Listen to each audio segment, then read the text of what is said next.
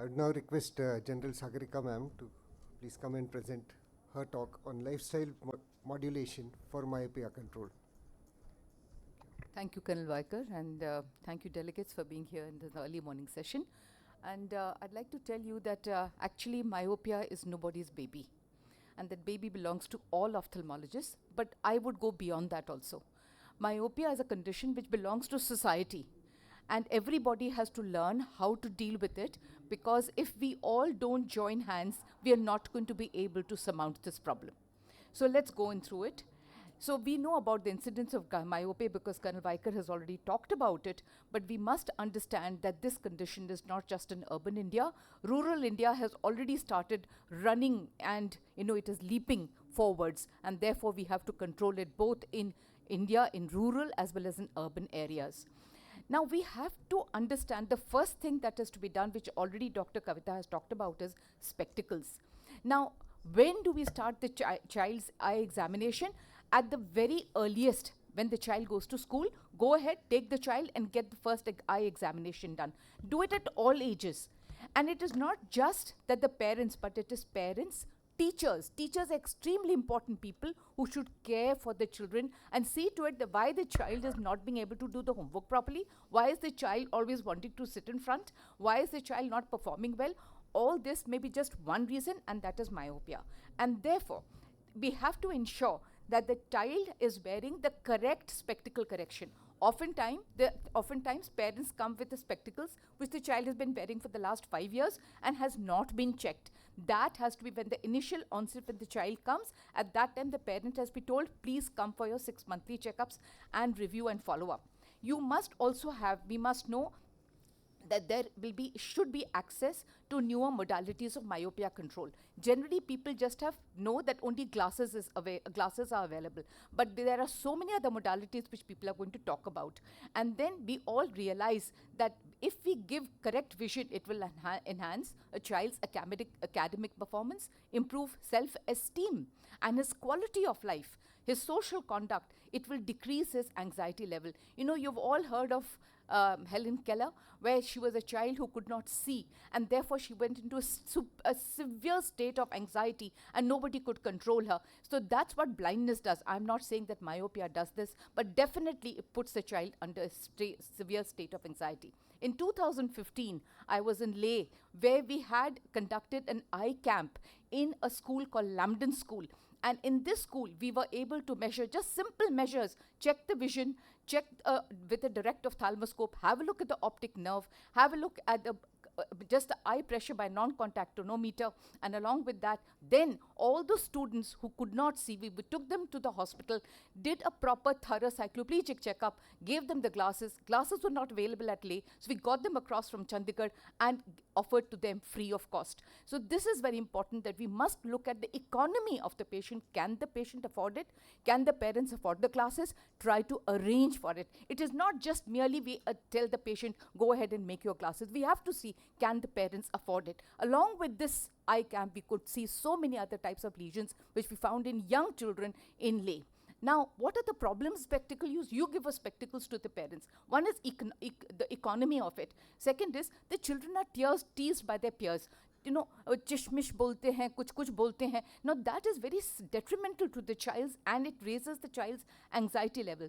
Therefore, there's a need to change the behavior pattern and habits of elders and youngsters by just explaining to them about what is myopia. So parents, teachers, playmates, classmates, society needs to be sensitized to the mental trauma that the children face on being the butt of jokes and being called varied names. Healthy interaction should be there between the healthcare professionals and school children and all members of society. Habit modification in accepting spectacles as a very, very normal thing amongst the young and old and all members of society will prove to be a boon for improved acceptance of children. What are the barriers for spectacle wear? Nasal scars, unattractive frames, susceptibility to ocular injury, lack of parental involvement, stigma of wearing spectacles as perceived by society. Mother doesn't care whether the child is wearing glasses or not. That's not of use. The mother has to care, the father has to care, the siblings have to care. What are the solutions? Give them attractive frames, lightweight, trendy, educating both the children, the parents and the teachers for regular eye examinations, change the glasses whenever the spectacles are required.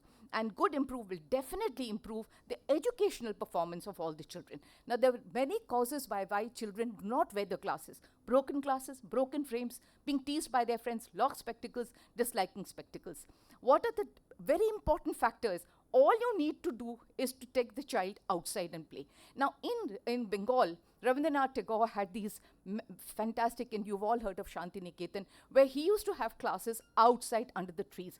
That is what we are saying. That do all, whether it is activity, just sitting down, reading, whatever, without a mobile, but just take your books and read over there, enjoy the fresh air, because that is going to help.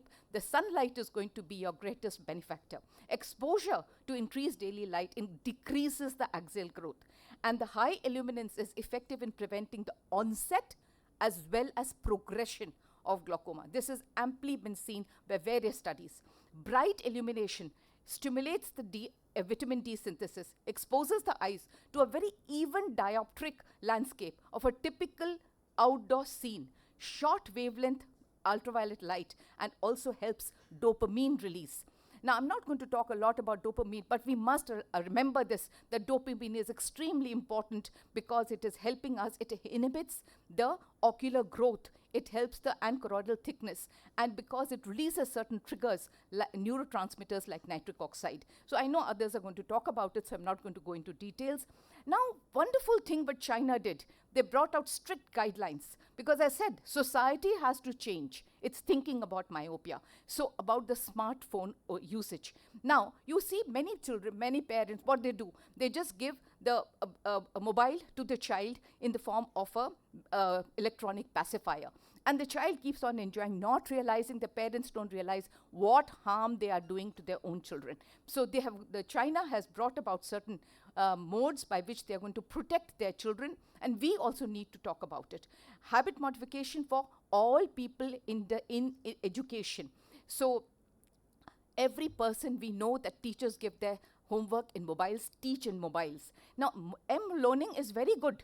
It was very good during COVID times, but it is not good now because it has certain drawbacks, because it imposes the additional use of mobile phones and near work, which may result in increase of myopia. And what about habit modifications? You know, all of us have this terrible habit of taking the mobile and then having a look at it. And in fact, some of the children, in order to escape parental supervision, they go underneath the blankets and they keep on looking at the mobile. And just mind you that this suppresses the melatonin release, which is responsible for circadian rhythms. This problematic cell phone use, PSU, results in poor sleep, mental health problems like depression, anxiety, poor quality sleep. Just imagine how it is affecting our mental health. So insufficient sleep hours, poor quality sleep have been associated with greater myopia. Near work has already been talked about. Please let us all understand it definitely, near work, constant near work, continuous near work will definitely help in elongation of the eyeball. And what Sheeman has said, that myopia may potentially stabilize by the age of 15 years if it is associated with less, the captive word is less near work. And Bulliman and Mulimo and colleagues, they have talked about span, that is the highest risk factor for myopia progression. And this is one thing that I would definitely like to talk about, that it's not merely children, it is also adults. That is, extensive near work causes higher increase of progression of myopia.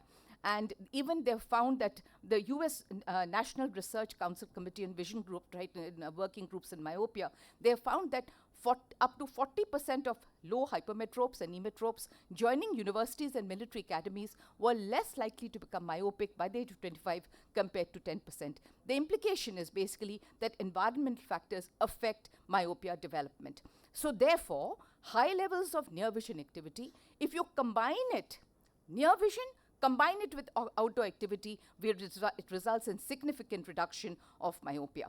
Now, natural light is so wonderful because there's been a huge studies have been conducted where they have found that longer duration of exposure to moderate outdoor light intensities exerted on myopia, it has preventive effects and fewer side effects after being exposed to intense light. So what is important is the intense sunlight that we are able to face, and that helps it. Now, artificial light also can help us. Artificial light, it artificially increases in light exposure, can also reduce progression of myopia, which has been demonstrated by using light therapy glasses in young adults. It results in a slightly thickened choroid. Now, just remember, it is these LED bulbs which we must tell the parents to be very careful about. There have been young children who have landed up with myopia because of the excessive use of LED lights. Let's look at smoking. Smoking is awful for so many health diseases. But did we know even that second-hand smoking can also affect the progression and also the onset of myopia? Nutrition and myopia, we really don't know very much, but definitely we ought to advise our patients to take a wholesome diet.